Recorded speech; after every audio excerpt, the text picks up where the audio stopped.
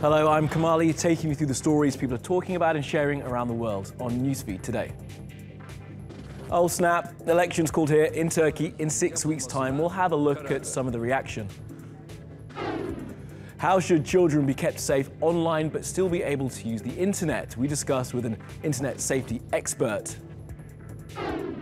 Kanye begins writing a book and it's on Twitter and it nearly broke the internet, and we'll read bits of it later with a Kanye track playing. And stop thief! Man steals mace from Parliament in Nigeria.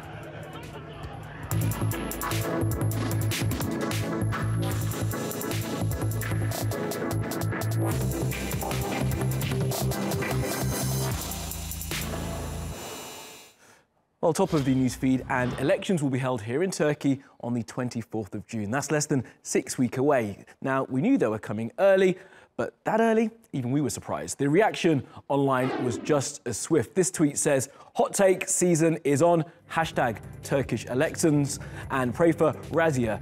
She's worried about Ramadan, but says at least her holidays are safe now. Now, these elections will be for both the presidency and for the parliamentary body. Here's an explainer on how it'll work. Presently, Turkey has both a president and a prime minister. The president is officially the head of state, while the prime minister is the leader of the government, head of the cabinet, and any coalition government. The new system got rid of the office of the prime minister and gives his duties to the president, who, like in the US, is the head of one branch of government. The parliament isn't going anywhere and is gaining 50 seats, totaling 600. And Parliament can hold the president to account. A simple majority vote starts impeachment proceedings, and the president can be charged with a crime and sent to the High Court with a 2/3 vote of Parliament. The Parliament holds the power to enact a state of emergency, and they control the approval for the budget. The president appoints high-ranking public executives, and every 5 years, both the parliamentary and presidential elections take place on the same day, meaning that the voting public still has the final say on who their president is. All right, let's have a look at what else is trending on social media. Now, the rugby star Israel Folau's well-publicized comments that gay people will be going to hell has led to condemnation, including from some fellow players, but it has also been defended as an example of freedom of speech and a man standing up for his faith. This debate comes a few months after Australia passed a law allowing gay people to get married.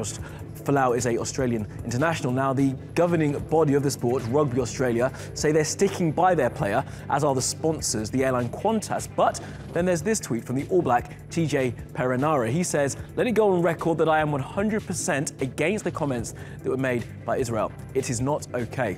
Our sports show Beyond the Game will have more on this story later. Now, climate change, fueled by our lifestyles, has killed nearly half the coral of the Great Barrier Reef in Australia. A new report by the journal Nature says the reef will never recover. It's all down to an effect called coral bleaching. Now, what is bleaching? When water temperatures rise, which is related to climate change, coral eject their algae and turn white. The coral can survive for a few weeks or longer without the algae, but much longer than that and the corals die. If the water temperature returns to normal levels soon enough, the bleaching can reverse and the reef can survive. Water pollution, high acidity, and overfishing are the major contributors to bleaching. Scientists warn that countries with coral reefs should do more to keep global warming temperatures below 1.5 degrees Celsius. Now, as we all know, the internet can be a great place full of information, lols, cat videos, memes, GIFs or GIFs, etc., etc. But we also know there is a dark side, and there is an almost constant existential type struggle between the two. Should the internet be a place of freedom where anything goes, or must it conform to rules of nation states and international bodies? Now, I don't know the answer. We'd like to hear your comments. One thing I think we can all agree on is that children should be protected online. And with that in mind, the Internet Watch Foundation in the UK have released their annual report on the challenges of keeping images of abuse offline. And Harriet Lester is the Technical Projects Officer at the IWF based in the UK, and she joins us now. Harriet, good to speak to you. So, as I said, the internet has this great side and also its dark side. What kind of challenges do you guys face at trying to keep the internet safe? So the Internet Watch Foundation exists to remove online child sexual abuse images. And last year, we actioned over 78,000 web pages containing child sexual abuse images, which is an increase from the year before. So the big challenge for us is that, unfortunately, there are thousands of images of children being sexually abused online. And every year we're seeing an increase. So that's the biggest challenge for us, is to make sure that this content does not exist on the internet. And you say an increase, and it's probably hard for us to judge whether that increase is more people wanting to view these images or more images being uploaded and it being more effective, you guys being more effective at finding them. Where do you think the line is? So the internet is a massive place, and we can't possibly access every single web page on the internet. And we believe it's probably the tip of the iceberg, what we're currently seeing. It doesn't matter how much resource we throw at it and how good our technology becomes. We're obviously seeing an increasing number of these web pages every year. We're just happy that we've actioned over 78,000 web pages, and these are 78,000 web pages that can no longer be accessed by offenders to re-victimize these children. Absolutely, they've been removed, and that is, as you say, a good thing. But there's also that issue, isn't there, of where these web pages are being hosted. And I know the Netherlands is a particular country where some of these web pages are being hosted. What are you doing to try and make sure that governments around the world adhere to the rules that you guys want them to? So unfortunately, 65% of the content we actioned last year is hosted in Europe, including Russia and Turkey. And the biggest number one hoster is the Netherlands. And what we're doing is we're working internationally with law enforcement, with the internet industry and hotlines in these countries to ensure that they're working with their governments to make it a hard place for this content to exist. When the IWF began 22 years ago, we accounted for nearly 18% of all known online child sexual abuse material. That's now less than 1%. So if the UK can step up and ensure that we're not a safe place to host this, then it's about time that all other countries also do the same. Absolutely. And as you say, you're based in the UK government have your full support. In terms of international bodies, what are the United Nations doing in terms of trying to make sure that they have the right messages out there to keep the internet a place that's safe? So the UN do a lot of work, and they also give grants to people like the IWF to ensure that we're working with countries that maybe don't have enough money or expertise to deal with this content. And then the IWF can work with their legislators and their internet industry, their law enforcement, to make sure that everyone out there is aware of what's going on and how exactly to tackle it. Absolutely. OK, Harriet, we wish you the very best of luck in your work. Thank you so much for joining us. And Tarmina's been looking at the bullying of female gamers. Here's her take on efforts to deal with it that may have failed. Everyone's always talking about combating bullying on platforms like Twitter and Facebook. But what about the abuse of women in the gaming community? Bully Hunters was recently aired online. It was a campaign designed to combat the bullying of women online. What a brilliant idea. This is how it was supposed to work. A bullying victim gives the hunter their account details to kill the bully. Sounds pretty simple, right? But maybe not. Turns out the vigilante hit squad of elite female gamers wasn't so tough after all. There were allegations of Bully Hunters members using abusive language and staging bullying incidents for their show. After that, sponsors started pulling out, and the Bully Hunters website and social media pages were shut down. So did Bully Hunters do more harm than good? This controversy has reinforced negative stereotypes about women in gaming, but it has reignited the debate about harassment in gaming. Many female gamers have even made their own websites, which showcase the extent of the abuse they face.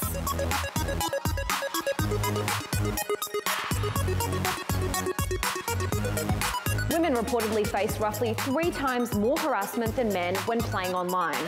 With the number of female gamers increasing, more needs to be done to protect them.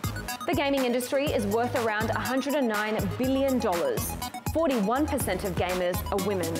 So shouldn't developers be responsible for protecting female gamers? Tarmina there. Now, India, the world's biggest democracy, is facing another big issue, this time to do with cash. And after some notes were taken out of circulation in 2016, it's now being reported that some ATMs have run out of money. And of course, it's caused loads of chatter online. Here's Nia. Almost 2 years since Indians first experienced a cash crunch during demonetization, when the Indian government banned almost 90% of the currency in circulation, Indians are experiencing a sense of deja vu. Because of the last 3 days, most ATMs across 10 states in the country have been running dry, and the finance ministry says that there is a cash crunch. They're saying it's because of a mismatch in demand and supply, and they say the situation should normalize by the weekend, but most economists say that for the situation to normalize, India needs about $10 billion worth of cash in the next 2 weeks. So with the ATMs not vending money, most Indians are venting on Twitter. You had the Congress, the largest opposition party in India, putting out this poll saying, what do you make of this cash crunch? Is it gross mismanagement or a deliberate move by the Indian government? And almost 53% of the people who took part in this poll said it's gross mismanagement. Many are also questioning whether this is something that could haunt Prime Minister Modi in 2019. Here you can see Prime Minister Modi coming to a petrol station asking for some petrol for credit, but the guy says, no, I'll only take cash. And Prime Minister Modi is saying it's only a temporary shortage. I'll clear all your dues after winning the 2019 elections. All right, let's take you around the world for some other stories you need to know this Thursday. Now, a video has been shared of a racist attack in Berlin. A man is filmed shouting Jew in Arabic and attacking the person filming. The guy being attacked posted the footage to his Facebook. He says he was walking to the train with a friend when 3 guys started abusing them. When asked to stop, one of them did this. Police are investigating. The big Bitcoin heist, the story of millions of dollars in stolen cryptocurrency in Iceland, has had another twist. The main suspect, that guy, is thought to have busted out of prison and fled to Sweden. The kicker, he's thought to have got on the same plane as Iceland's Prime Minister. Talk about hiding in plain sight. And advice from a billionaire, but take these words of wisdom with caution. Elon Musk says if you find yourself in a bad meeting at work, just walk out. It's not rude. An email to staff at Tesla was leaked, and it says that Musk thinks if you're not contributing to a meeting, you should leave. He also said there should be far fewer meetings in general. It's all part of his plan to make the company more productive. Both plants in California have been shut until June for upgrades, and he says he plans to hire hundreds more staff in the coming weeks. I, Robin E. Brown. I, Robin Brown. Do solemnly And swear. dinosaur puppets have no place in the time-honored traditions of the US military. I'm glad we've cleared that up. I haven't been sleeping for weeks. This video shows the re-enlistment ceremony for the Tennessee Air National Guard, and on her right hand is a dinosaur puppet. It's been watched millions of times online, and the people involved, the one filming, the man acting as the master of ceremonies, and of course, the one with a puppet on her hand, have all been demoted. Kanye, Omari West.